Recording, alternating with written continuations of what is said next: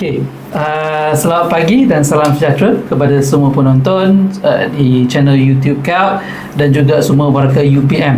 Selamat datang ke podcast ataupun Siri Telaah Buku, okey. Telaah React Calc, okey, ataupun Telaah Buku Pilihan React Calc, okey. Alright, dan hari ini okey, kita bersahatilah, okey, kerana kita dapat menjemput seorang lagi warga kerja di Calc, okey, seorang guru bahasa Inggeris, okey, ya, namanya Encik Muhammad Amar, ya, okey.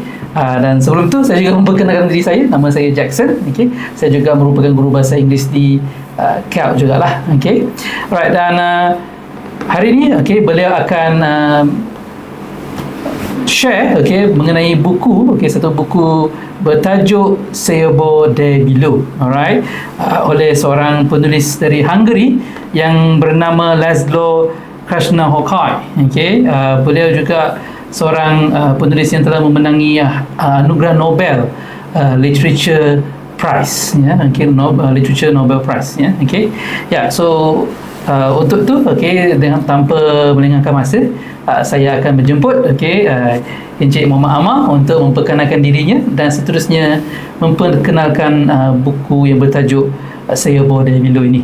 Okey, so Encik Muhammad Amar, dipersilakan. Okey, terima kasih Encik Jackson kerana telah memberi peluang untuk saya hari ini untuk kita buat sedikit perkongsian tentang buku ni, ya. Yeah.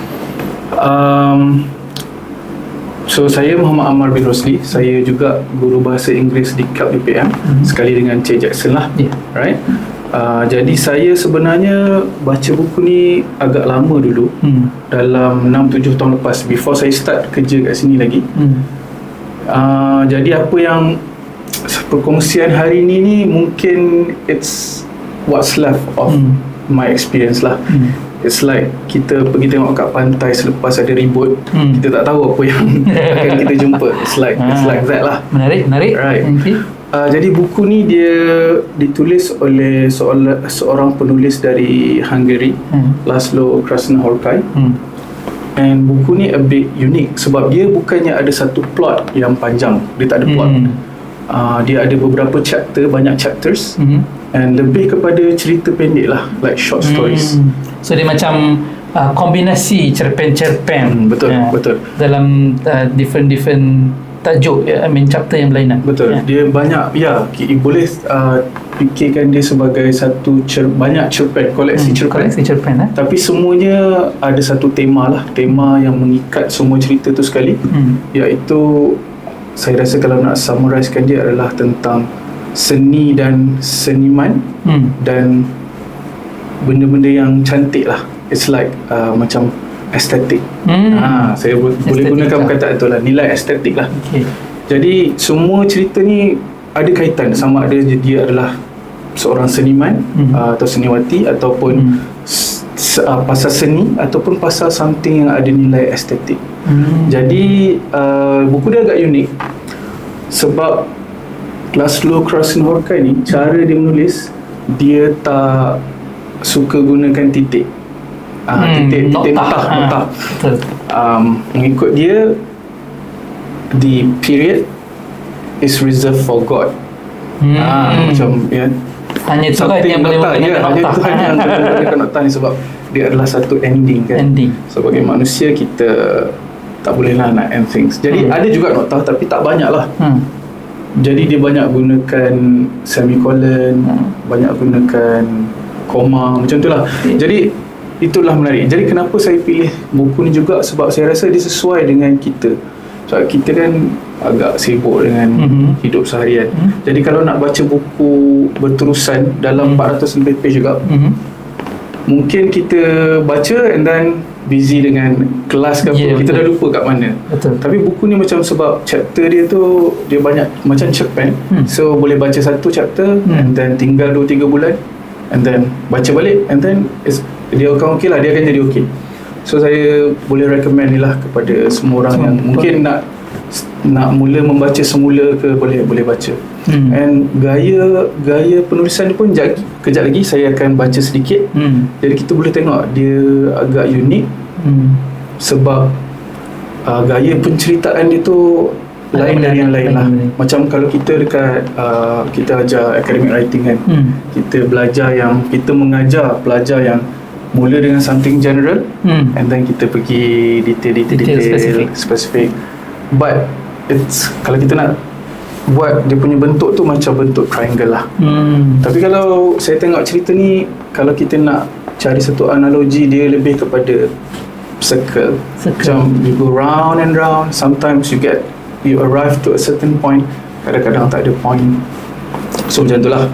So adakah buku ini sebenarnya ditulis dalam bahasa Hungarian rasanya kan, tetapi diterjemahkan kepada bahasa Inggeris lah. Betul. Dan saya rasa kalau tak silap, terjemahan itu pun daripada bahasa Hungary tu ke bahasa Inggeris tu pun ada macam memenangi award lah.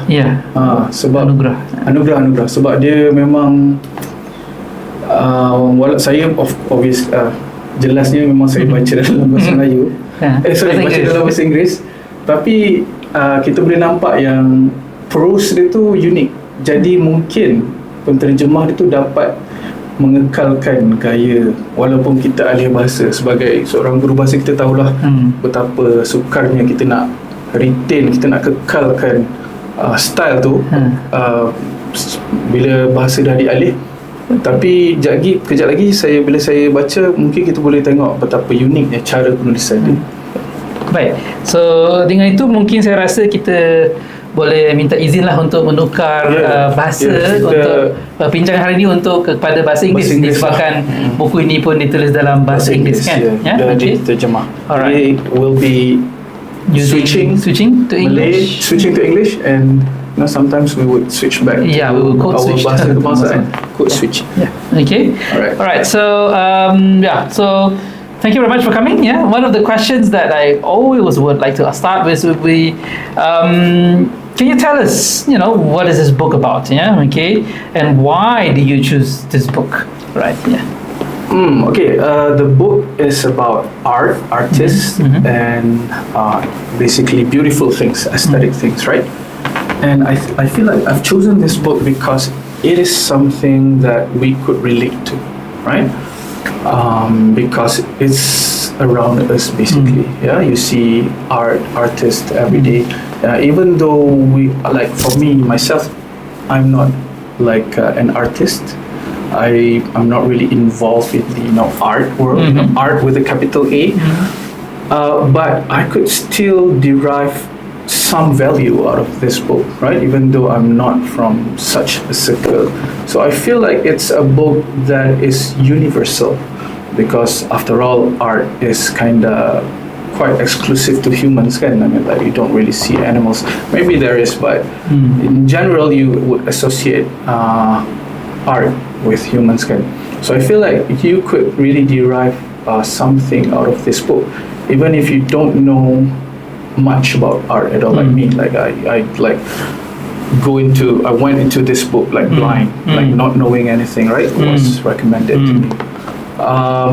But I found it to be quite engaging. Engaging. I believe the book is also written in a very unique way, because like what we discussed just now earlier, there's no periods, the author chooses not to use periods at all. And it's kind of unique because the prose, when you read it, you feel like there's this sense that like the author is almost rushing you with information. So that was the initial reaction. Do you think, what was the initial reaction as a reader, and as a language educator? And some books, it's called like the stream of consciousness style. I mean, like the author just writes whatever comes to mind, and it's really long. However, this is not the case for this book actually. I feel like every sentence, not sentence, like I'm not sure what to call it because there's no period again. Every part feels polished. So that's a great feat as an author, like, and I think it's unique. Like, it's very different from what we're used to, because like we're used to like even what we do at work basically revolves around that academic style, okay?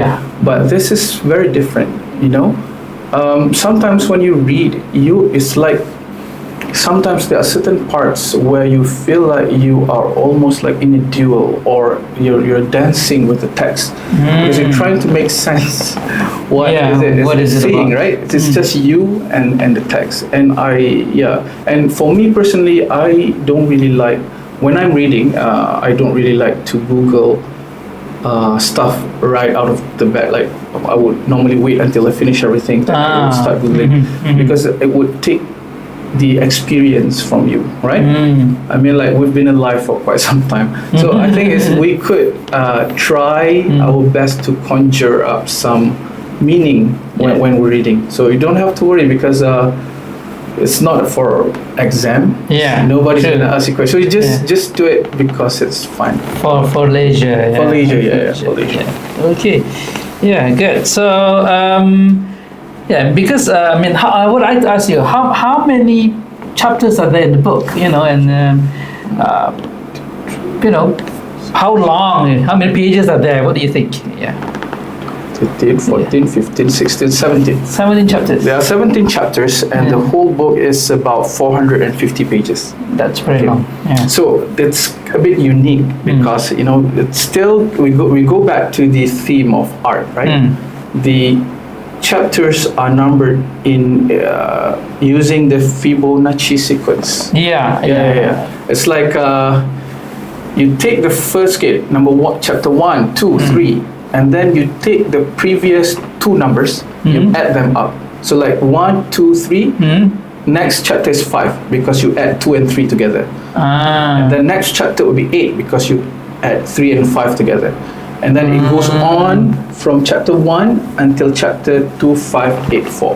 I see. I mean, like, it's kind of, it's like artistic choice, right? But it also shows like there's this sense of escalation, right? You start with chapter 1 and then you end with chapter 2, 2000 something, which I think is like the author, like, suffice to say, he knows what he's doing. I mean, like, it adds this sense of like, wow, how like it's rapidly like increasing, right? True.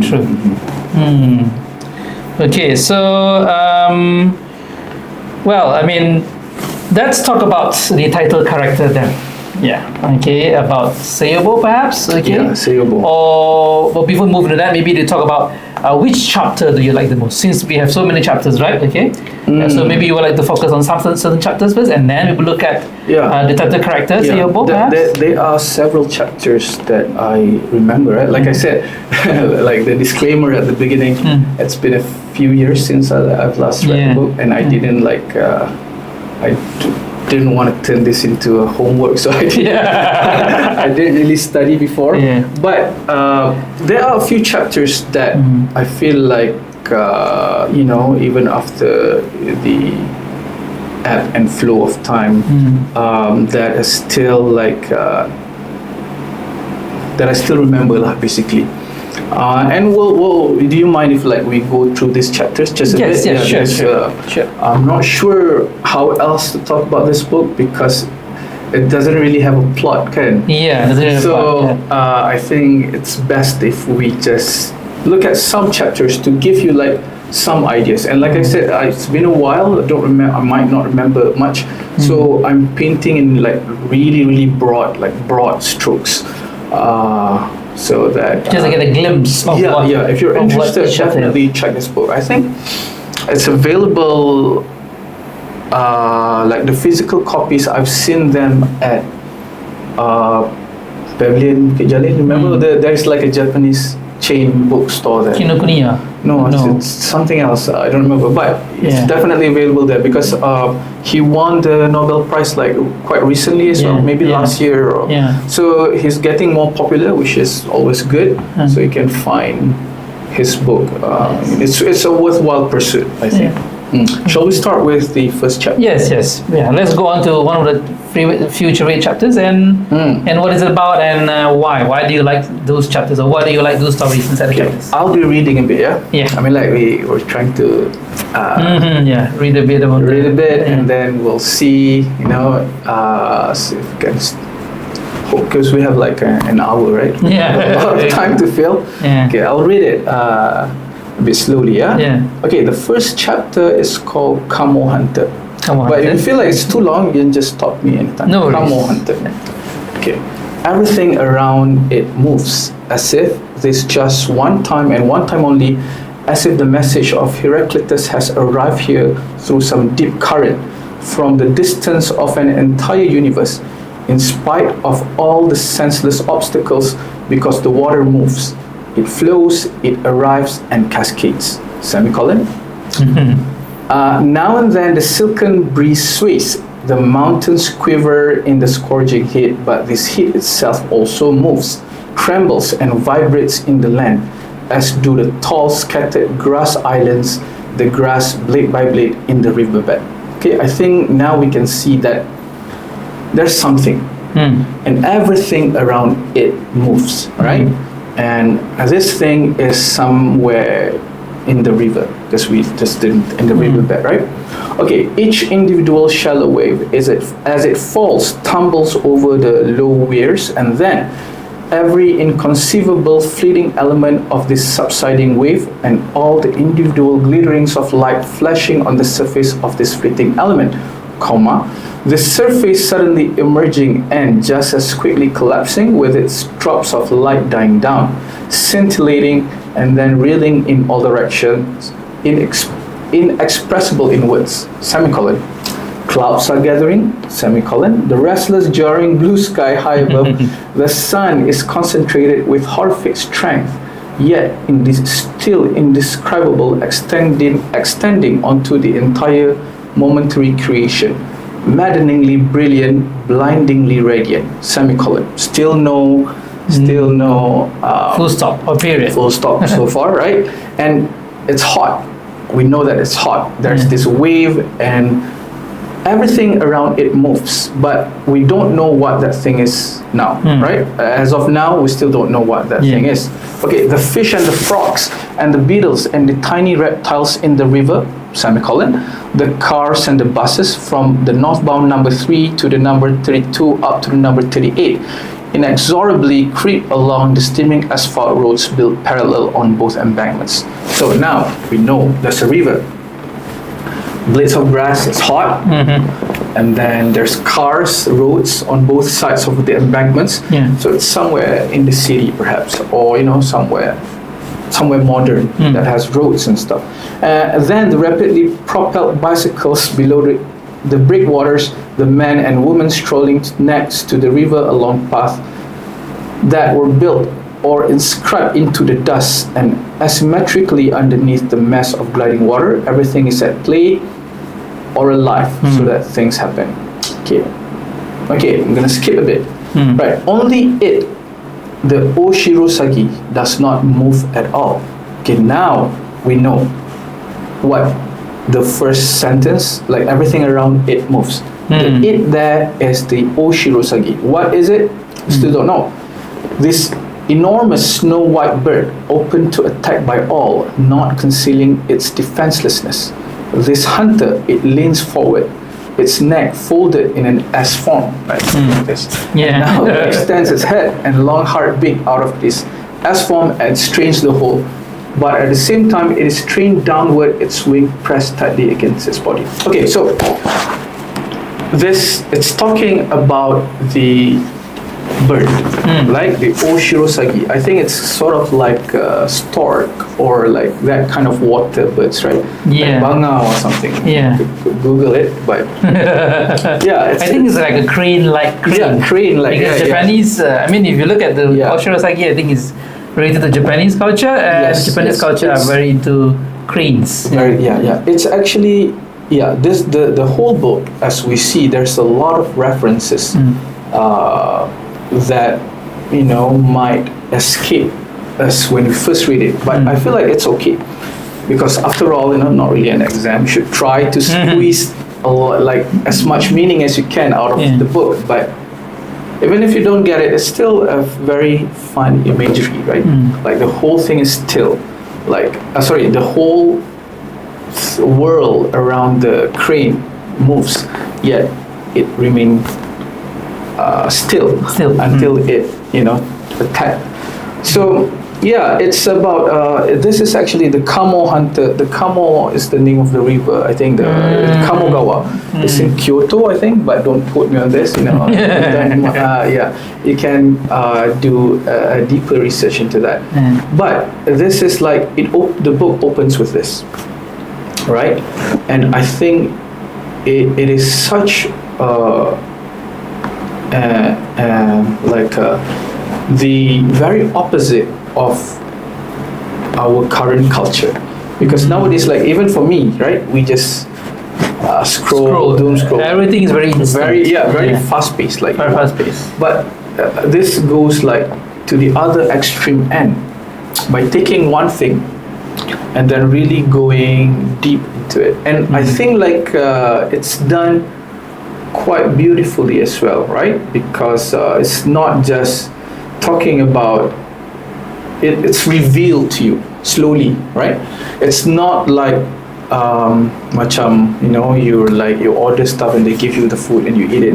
But this scene is slowly revealed to you. First, you don't even know what the author is talking about, right? Everything around it moves. But then they peel back layer by layer by layer. Yeah, this is what we call indirect. Kind of characterization, to describe things in a slow pace revelation. If I may, it reminds me of this poem.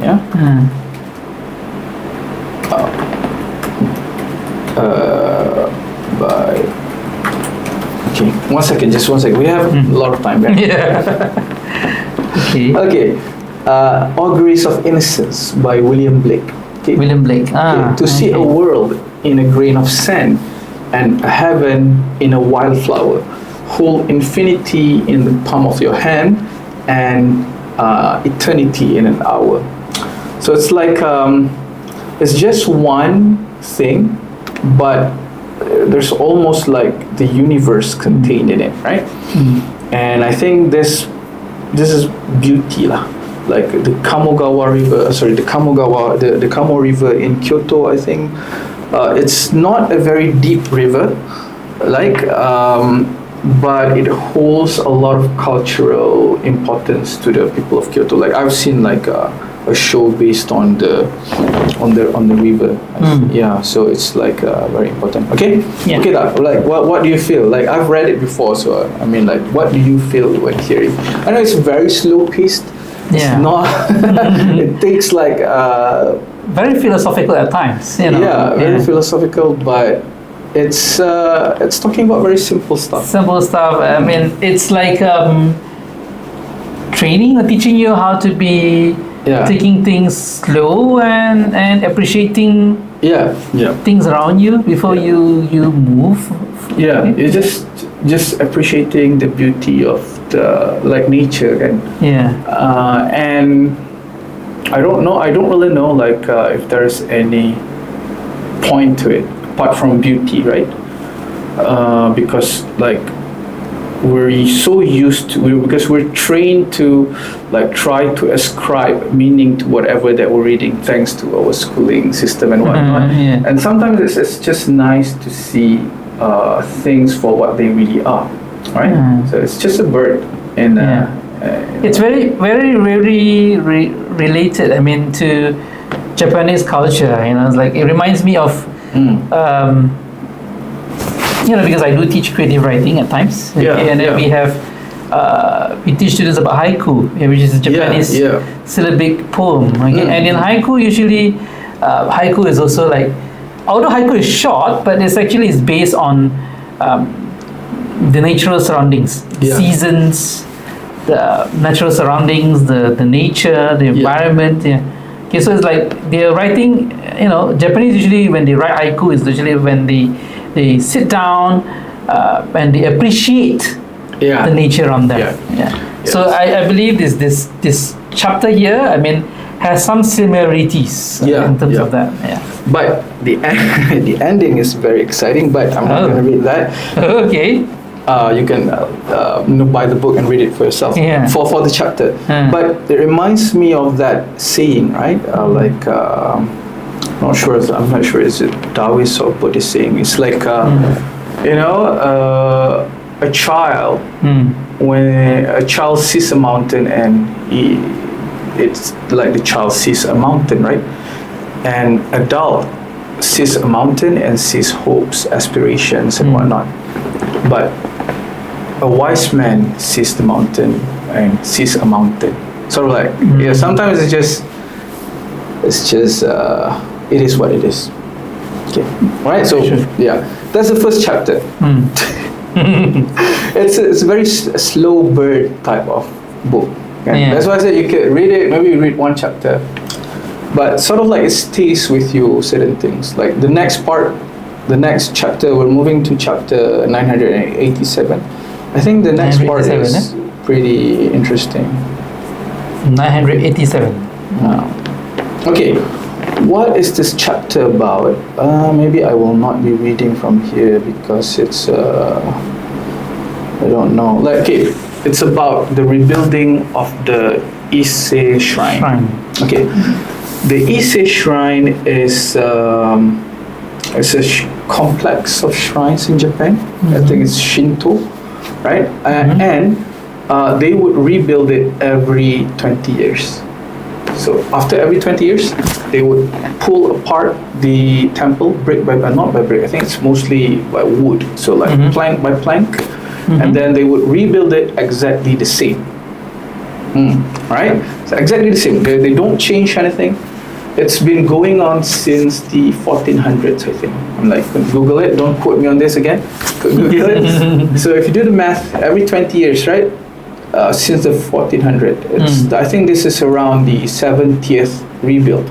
For how many generations, I don't know already. I see. Yeah. So again, this speaks about a certain, like, how do I say this? Like arts, right?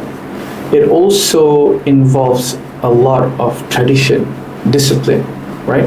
So I guess this speaks about that, right? So can you imagine like doing something like for generations and you do it the same way, and like the wisdom that you gain along the years. Like they've been doing this for 1400 years. Like imagine like the craftsmanship and everything. So it's pretty interesting to me. So like this concept, it stays with you, right? Because I've never heard about this shrine before. So when I discovered this, I was like really amazed, like why would they do this? But then you become like you begin to appreciate their like devotion to the craft, right? Yeah, it's a pretty big deal in Japan, obviously, right? So they would rebuild it every 20 years, and it's been going on for more than 1,000 years old, and so on. It sort of like reminds me that saying by, I don't remember who said it, but it's written in a Murakami book. Say that like in each shave lies a philosophy. So something that you do often enough, like shaving, right? I clearly need to start shaving more. But it's like everything that you do, like a lot of times, there's like a contemplative act to it. Okay, it's like the more you do it, the better it will be. Things, right? So this is like the chapter, and the chapter is quite interesting. I remember because there's like two friends. One is local Japanese, and the other is maybe European or American, but from the West. And the shrine, it's supposed to be secretive. Because like the main shrine, only like the priest, the head priest, and the royal family could get inside, because it is said to hold like a powerful relic. I think it's a mirror or something from their goddess. So and sorry, the Western guy keeps insisting that he wants to see more, but of course the Japanese like feels quite annoyed at his friend, so I think that's kind of funny.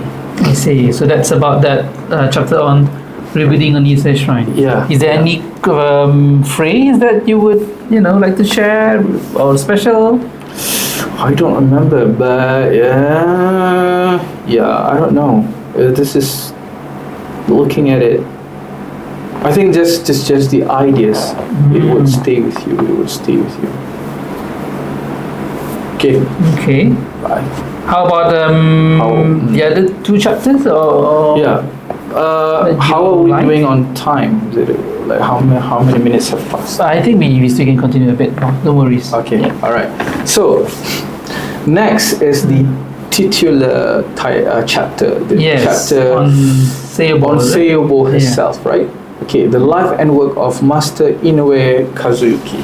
Okay, so I think for this one we'll read it lah. I'll read it. Yeah, I'll read it a bit slowly. And perhaps you could also explain what or who is Seiobo? Yeah. Who is she? And why? What is she doing? I don't, perhaps, I don't really know what she. Yeah, I know like she's supposed to be Japanese or even Chinese goddess because like the two countries they're kind of related. Especially in the early days, right? Yes.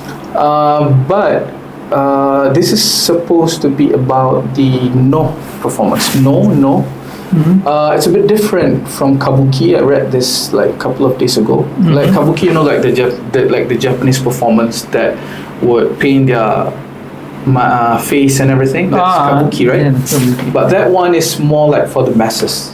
For the no performance, it's more like for the nobility or something, like the samurai class, like the knights. And they, instead of painting their face, they wore like a mask. What a mask. And the interesting, I tried to look for, they are like, in this chapter, they're like performing the no piece about Seiobo herself.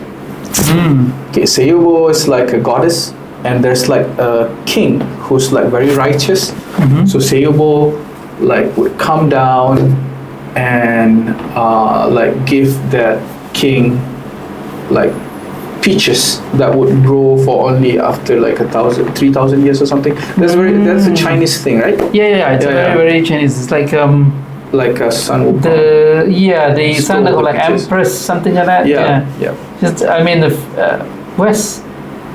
Seiobo, actually, if not mistaken, in Chinese relates to like the West Sea goddess, something like that. I think she's also known as like the Queen Mother of the West. Yeah, the somehow. Queen Mother of the West. Yeah, somehow similar. But okay, yeah. So this is the Japanese version of it. Yeah. The Japanese, the play is it's about that story. Like Seiobo would come down. Like there's like this girl who gave the peaches to the king is actually Seiobo herself, something like that.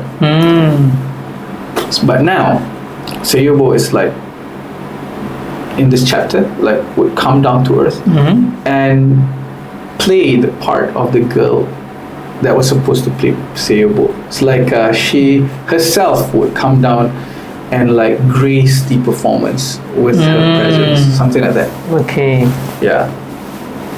Yeah, maybe we'll read a bit. Maybe read a bit. Yeah, a little bit of time. Trying to fill some time.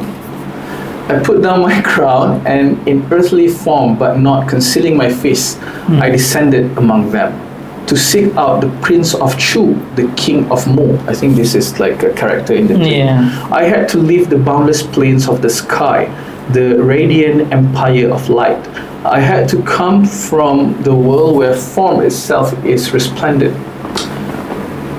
Streaming forth it swells, and thus everything is filled by nothingness. I had to descend once more and again, for I had to break away from the purity of the heavens and step into a moment, for nothing ever lasts longer or even lasts as long as that, right? So it's like a moment, but it's not like in the literal sense, for nothing ever lasts longer, right? Or even lasts as long as that. So there's a juxtaposition there. And thus, so is my submerging below, not lasting longer than a single moment, if yet so much of everything can fit into one single moment. So it goes back to that poem by Blake, even though it's not related, but an eternity in an hour, something like that.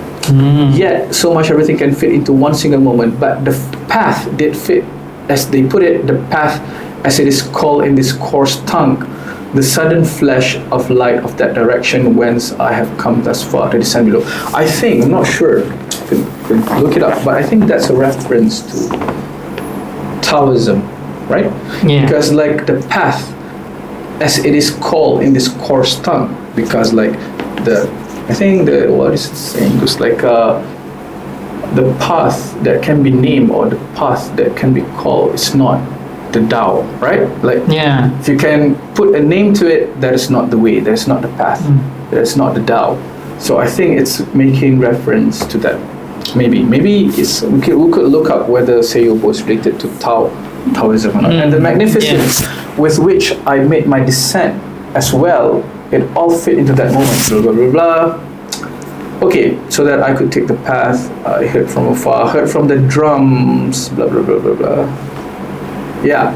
So Seiobo would come down, and I think she would, like, in one moment that lasts for like 1 moment, yet it also lasts forever, would give the peaches or to the king of Mu, right? Yeah. So that is the story. But when I first read this like a while ago, what struck me as like interesting is that this is not an alien concept at all. Like in Malay performances, this is something that very common. I mean, like not Seiobo, like but like for example, like Kuda Kepang. Do you know like Kuda Kepang? Yeah, you're from you know, like you've heard from. It's like they would get this horse made out of cardboard or something, I don't know, and then they would basically be not possessed, I'm not sure what's the right word, and this thing is kind of controversial as well, because it's sort of like bordering on like blasphemy kind, but they would be like possessed, or let's just say inspired by, I don't know, spirits, and then they would perform these great athletic feats like jumping over something, sort of like that. And in Perak, I think you have tarian gabus. In Kelantan, you have like Makyong. One of my relatives used to say that they used to like hold Makyong performances by the beach, because my kampung is like very near the beach, and then you would see like literally sick people like would get up and dance. I'm not sure if it's a bit active, but you know, but the concept is not really alien. I can't speak for other types of performances, but for Malay traditional performances, it is something that is very close to heart lah. Anything like that in like Chinese performances ke apa ke? I think there is. I mean, there are also. It's very an Asian thing, right? Yeah, an Asian thing where you have like a bit of like God worshipping. Medium and all that. Medium worshipping. And you rarely see this in like. Never really heard like Shakespeare performances being possessed. No. Strictly. So I guess like it shows like the transcendence of arts lah.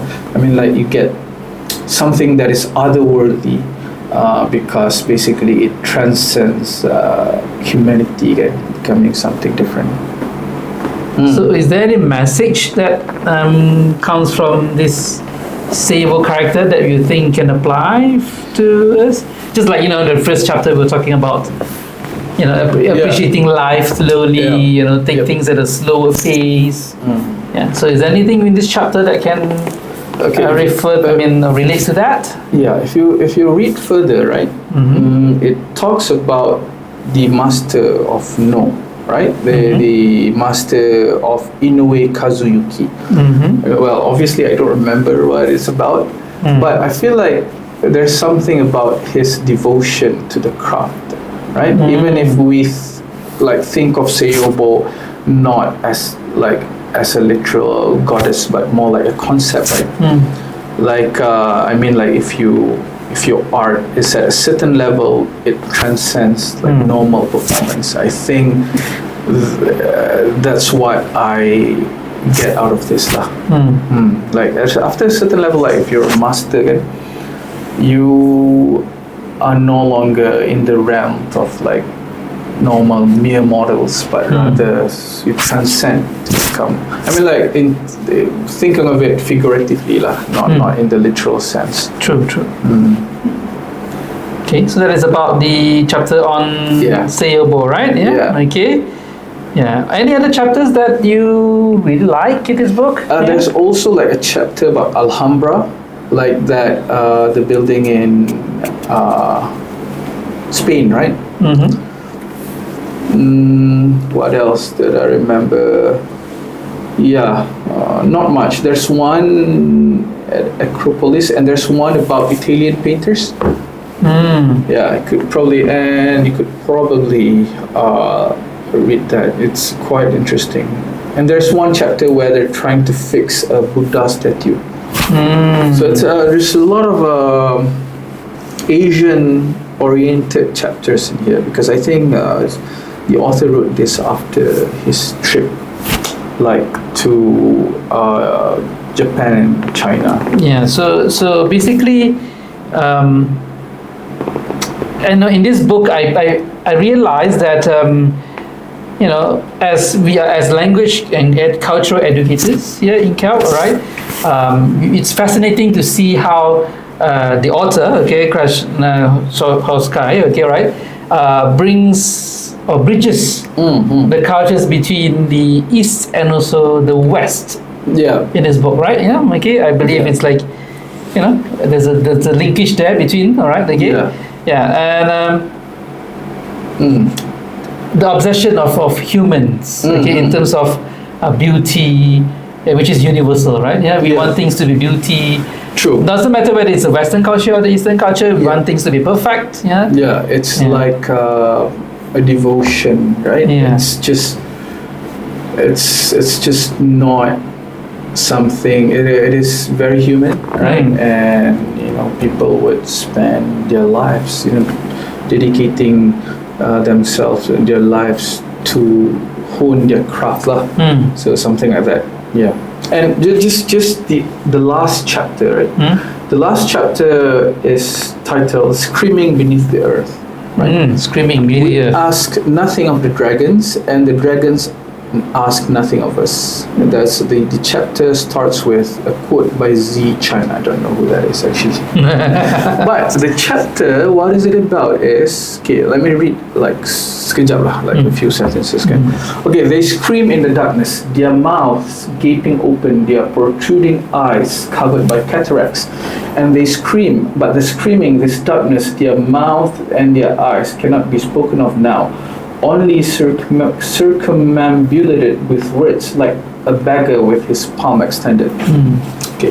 For this darkness and this screaming, this mouth and these eyes cannot be compared to anything, for they have nothing in common with anything that can be put into words. Okay. So what are the things that are screaming? They're actually like ceramics, like pottery, because they have mouths, right? Like the opening, like the opening of the cup, and the vases and other stuff, and they're screaming beneath the earth, right? And they're constantly screaming. I know, like that idea alone, I feel like is very interesting and powerful, right?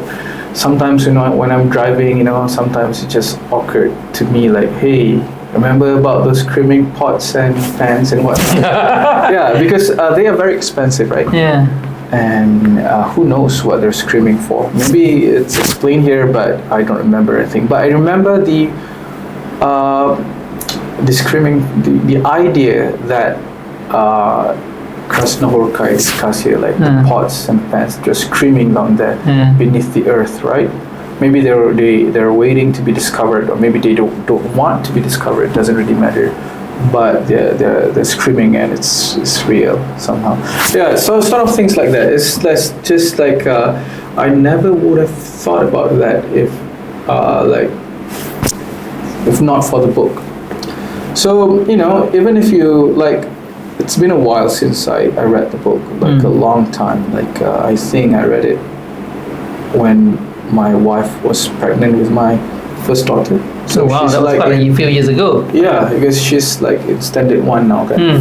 But even if you don't remember much about the book, and these ideas would remain with you, right? Like the idea of Seiobo coming down, right, when you're working hard or something, and the screaming pots and the rebuilding of the Ise shrine, and also the crane. It's like sometimes when people like there's this obsession. If you go onto YouTube, you see that some people would just watch the summary of certain books because they don't want to read it, but they want to know what it's about. This is the opposite of that. It doesn't really matter what happens, but the experience, I feel, is worthwhile, right? So, if you want, you can go out and buy the book. Just a disclaimer, I don't get any percentage or anything. I'm not related at all with the book. It's not like I get a cut or anything, no. That's it. So I believe that's quite a heavy book, quite a heavy literature. It's heavy, but if you're an adult, you can handle it. Yeah, definitely, because you don't really, it's not an exam, right? You don't really have to like understand it, but just by reading those words, it's enough. And I just remember, right? You remember this is a book about art and artists, and I remember feeling like, man, what a shame I don't have any arts. Like I don't really produce anything, right? I remember feeling maybe a tad jealous for the artists, right? Yeah, but I also realized that we saw Seiobo when we read the book, right? After reading the chapter, we saw Seiobo, and that is something lah. I'm not sure how to put this into words, but by reading the book, we get to perceive Seiobo. So I think that is, even though not as great as producing art, but that is quite something. That is quite an experience as a reader. Yeah. Okay. So to wrap up our session today, it's like I believe the Seiobo There Below, it's actually, like I said, quite a heavy mountain book for us, but I think in general, I think if you really spend time and you take it slow, all right, it's okay. You can. I think everyone can enjoy it. Enjoy the book, and somehow maybe you don't need to enjoy it all in one go. Just take it.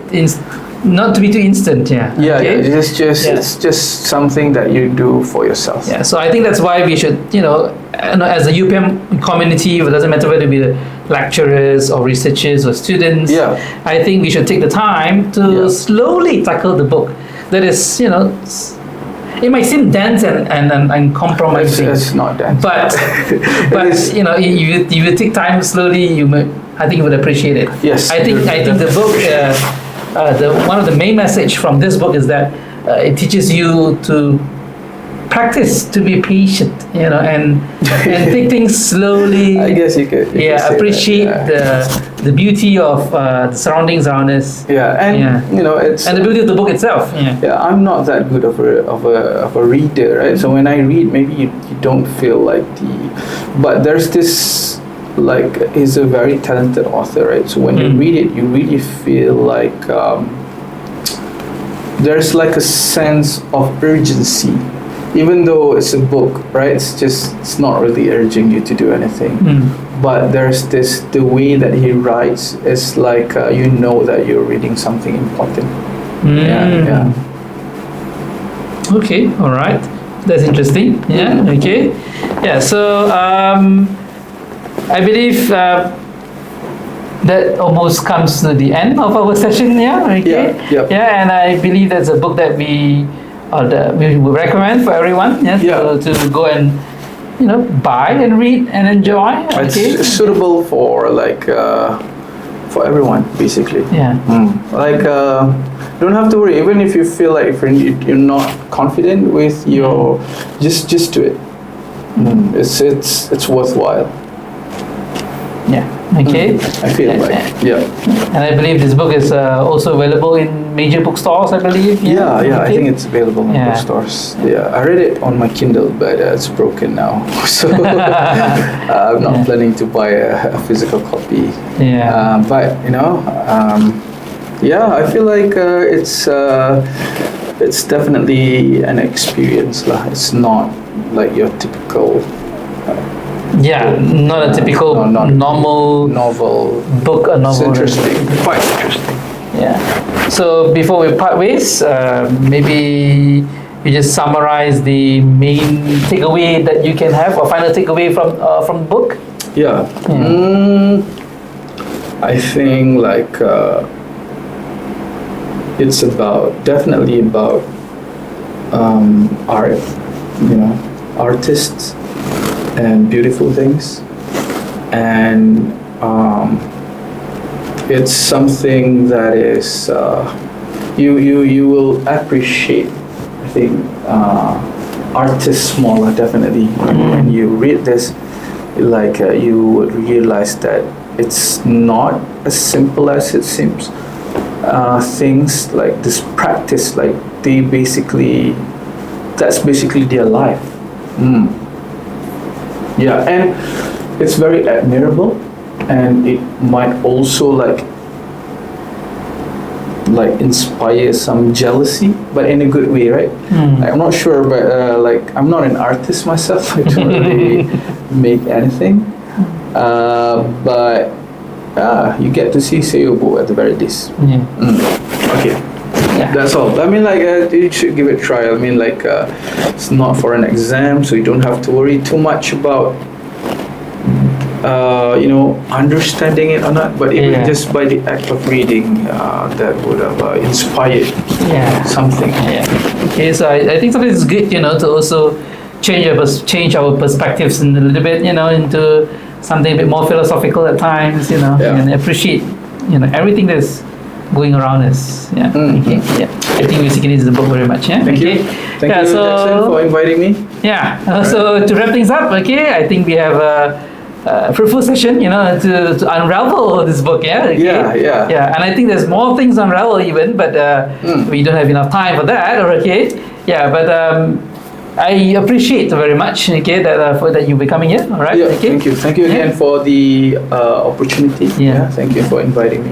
Appreciate it. Appreciate it. Okay. All right. Thank you. Yeah. Then let's switch back to Malay. So dan akhirnya kita mengucapkan terima kasih lah kepada Encik Amal kerana sudi datang untuk berbual mengenai buku ini di sesi Siri Telaah Buku Pilihan Calc. Okay. Alright. So dengan ini saya rasa para penonton sekalian, kalau belum baca buku ni, mungkin kalau jika peluang, beli buku ni. Ya, dan juga untuk menghayati buku ni secara yang sangat bagus. Yes, menghayati buku secara mendalam dan secara perlahan-lahan. Itu saya rasa yang amat penting lah. Okay, sebab kita sekarang berada di dunia yang sangat instant, laju ya. Okay. So adakah kita patut perlahankan langkah kita untuk menikmati slow sikit buku, dan juga alam sekeliling kita, rakan kita semua termasuk semua tu. Ya, saya rasa tu message yang paling penting daripada buku ni lah saya rasanya. Betul. Alright. Okay, so ada itu saya rasa sampai di sinilah kita penghujung ke program kali ini. Okay. Dan terima kasih kepada semua penonton, dan juga terima kasih kepada Encik Amal dan sudi datang. Okay, dan semoga kita bertemu lagi di episod ataupun siri seterusnya untuk Telaah Buku Calc ataupun Buku Pilihan Calc. Okay. Betul. Sekian, terima kasih. Terima kasih semua. Terima kasih semua. Bye. Bye.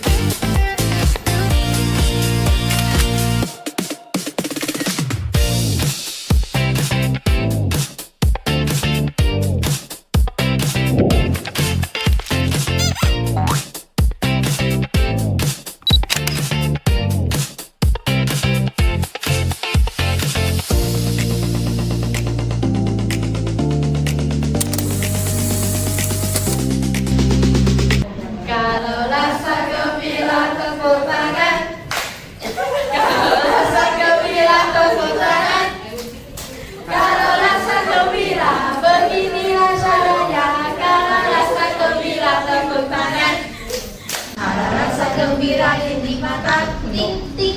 Kalau rasa gembira kedip mata, ting ting. Kalau rasa gembira begini rasanya. Kalau rasa gembira kedip mata, ting ting.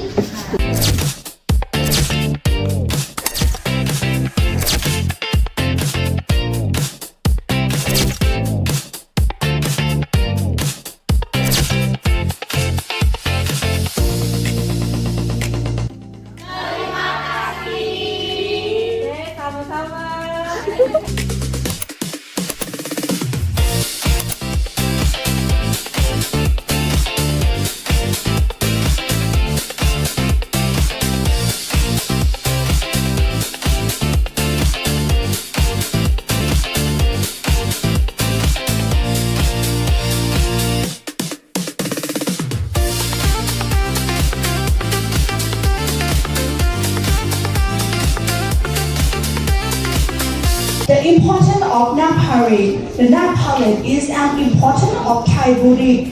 ขนมใส่ไส้ขนมใส่ไส้ตีข้าวสารกระดาษข้าวเปลือกเนื้อทองไทยตาเปลือกเชื่อมันหวานซื้อข้าวใส่บาตรข้าว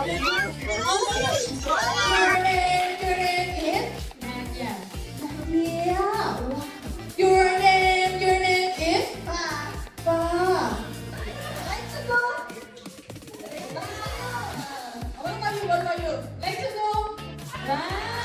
One, two, three, 4, 5, 5, 4, 3, 2, 1, and